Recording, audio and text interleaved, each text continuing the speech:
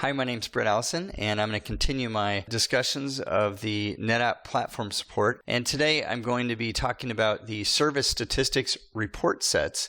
The purpose of the Service Statistics report sets is to provide visually a very striking understanding, a very quick way to view whether or not you have constrained resources within your NetApp environment. So I'm going to take a look at the first one, which is the disk busy.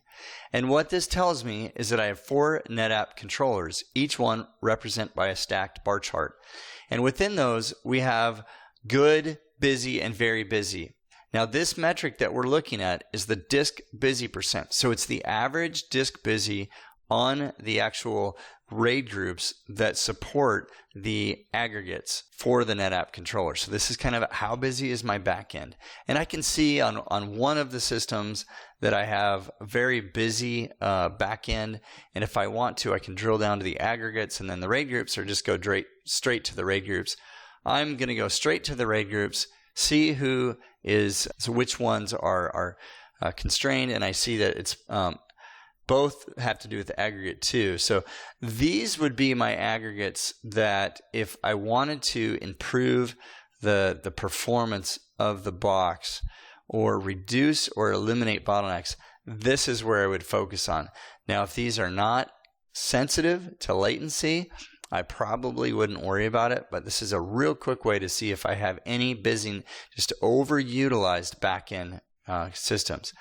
The other service statistics chart here is the processor busy.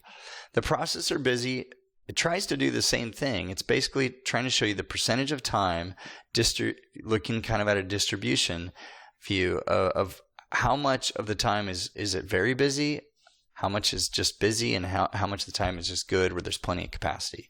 And so I see that there are some times here on this particular NetApp system where the processors are a bit busy. Now, we could have approached this from the dashboards that I covered in a previous thing, but today I'm just talking about how to look at these service statistics charts. And what this tells me is that processor 3 is busy for at least 30% of the time, based on kind of what I'm seeing here. And if I drill down on that, I can see the processor over time, and it spends much of its time where the processor utilization is greater than 50%. I can see where it's spending its time by drilling down to the domains. The domains are the different types of processor workload, from CIFS to cluster to DNS cache to the rest of them. And in this case, the one area where most of the time is being spent that does get significant CPU time is the waffle exempt. So this was a real quick view of how to go from my processor busyness service statistics chart down to my domain of who's using, which processors are busy and who's using them. For fiber channel connected systems, there's also fiber channel port utilization service statistics, and these follow the same thing. And what they try to accomplish is telling you if there's any problems with any of your fiber channel ports over time.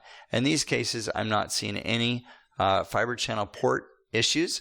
So I'm going to go ahead and say, I'm done with this section. I've covered these 3 charts. I hope it was helpful and informative. If you'd like to see how your data looks in this and see how quickly you can identify component level constraints in your environment, give us a shout and let us show you with your own data.